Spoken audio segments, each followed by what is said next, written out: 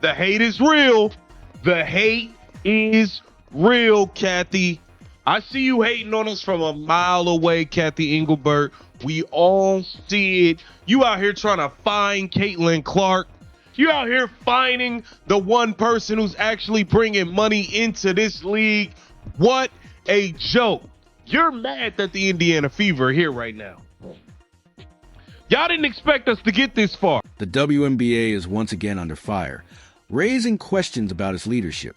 This time, the controversy isn't about officiating, but something far more serious.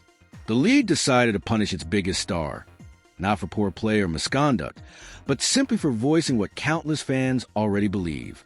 A move that cuts deep across the sport. Y'all really didn't expect. We got Sophie Cunningham exposing the whole league agenda.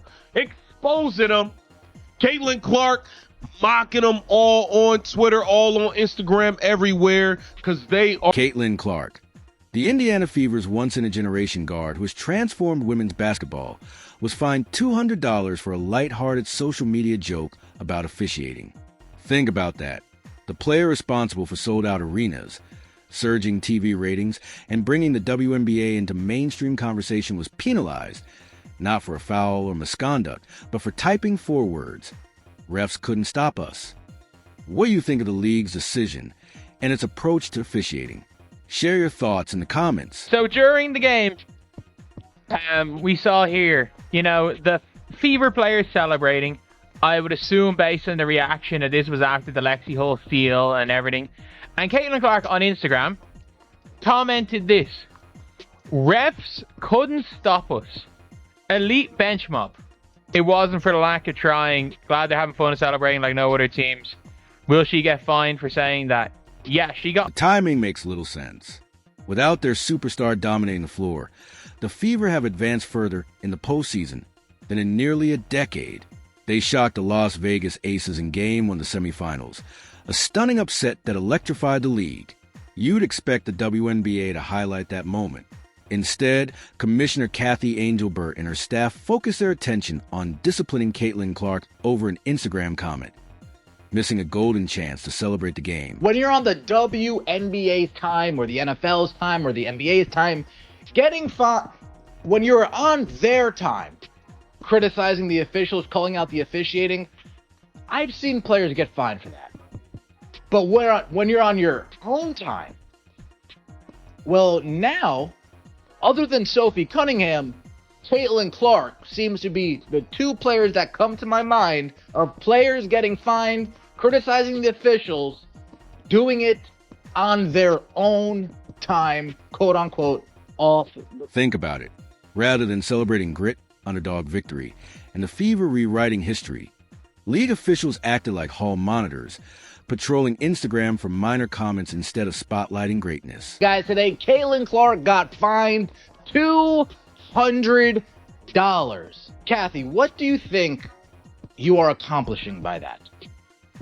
What kind of message do you think you're accomplishing by doing? You're not even making an example out of her by fining her an exorbitant amount of money. You are literally making a joke out of yourself by finding her such a The league tried to make an example out of Caitlin Clark by handing her an unnecessary fine. Let's break down what actually happened. After the Fever's official account posted a photo of the bench celebrating a big win, Clark, still sidelined with a groin injury, but fully engaged with her teammates, dropped 2 light-hearted comments. The first read, "Elite bench mob." The second, "Refs couldn't stop us." That was it. 4 words, playful and in the spirit fans adore. 4 words echoing what every Fever supporter had shouted all season. And for that harmless humor, the league's response was fine. What world do we live in? Like, I'm pretty sure she just said the refs can't stop them celebrating. This isn't even her going at refs. It's literally like if you say the word refs and you're an Indiana Fever player, you're going to get fined.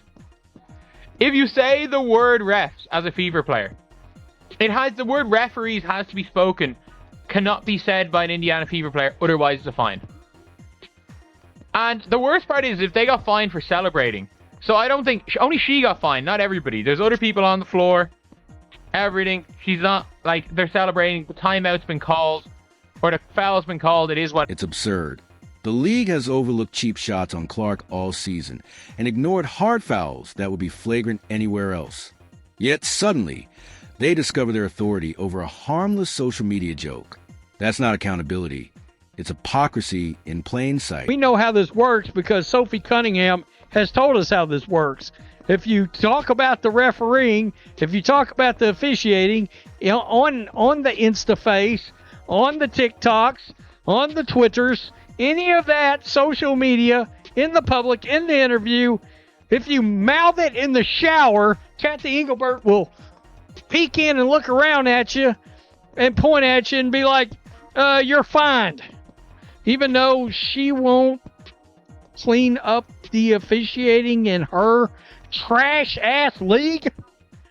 And here's where the absurdity reaches a new level. Caitlin Clark isn't even suiting up in these playoffs. Her second season ended after just 13 games, sidelined since July, while her teammates carried the torch. Yet, even while rehabbing and dealing with the frustration of not being able to play, she somehow landed in the league's crosshairs. What does that say? It shows the WNBA isn't just inconsistent with officiating. It's actively trying to silence the one player bold enough to call out Clark's response to the fine spoke volumes. She took to Twitter, posted a screenshot of her offense, and wrote, "Got fined $200 for this, LOL."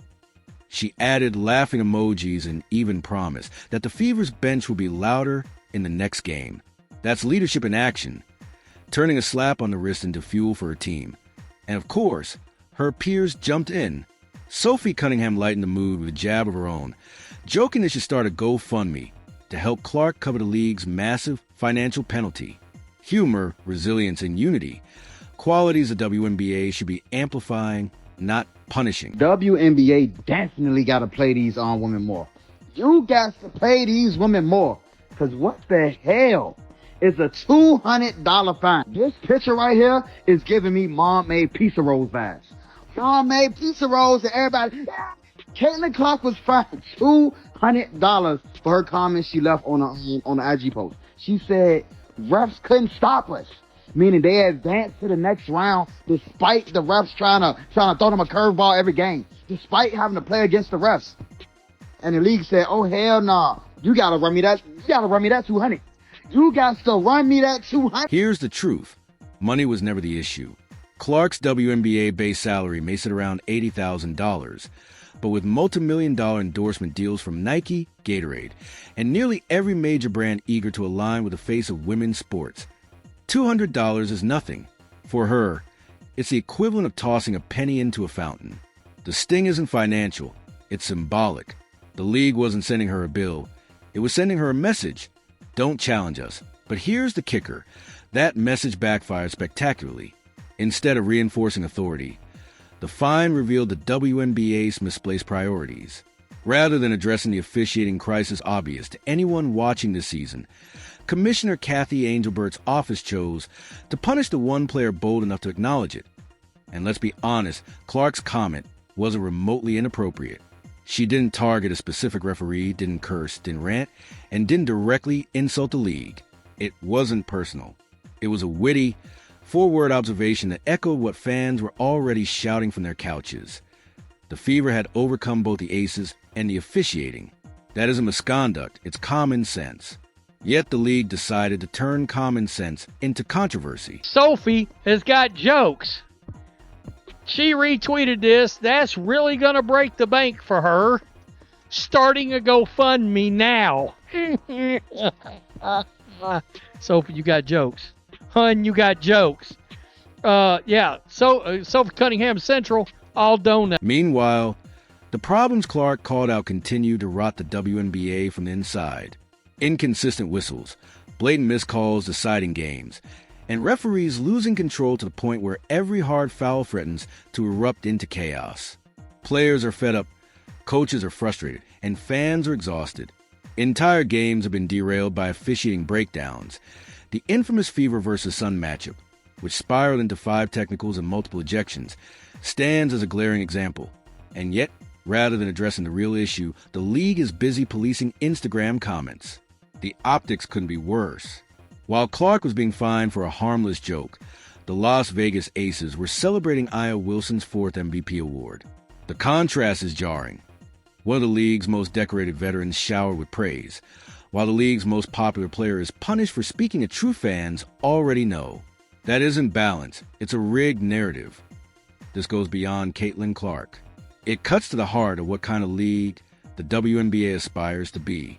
Does it want to stand as a respected, professional sports league that accepts criticism and grows stronger from it? Or remain a fragile PR machine that silences its stars? Right now, Commissioner Angelbert's office is choosing the latter. Rather than fining players for being excited on the bench and for letting it be known how trash your referees are, why don't you start fining referees for not calling fouls? Why don't you start putting that type of energy into making sure the game is played better? Why don't you do that? Why don't you do that? Because that would be nice. That would be nice if you could do that. Here's the reality. Caitlin Clark didn't damage the WNBA with 4 simple words. She exposed the truth. She gave fans a voice. By punishing her, the league only confirmed her point. The WNBA's response to criticism has become painfully predictable. Punish the whistleblowers, protect the system, and hope the outrage fades. Instead of addressing glaring officiating failures, the league targets anyone willing to speak out. Golden State assistant coach Natalie Nass learned that lesson after being fined for pointing out obvious bias. Indiana's own Stephanie White has spent the season calling out disrespectful, inconsistent refereeing.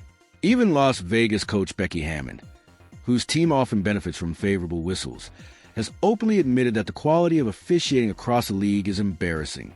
That chorus of voices says more than any Instagram comment ever could.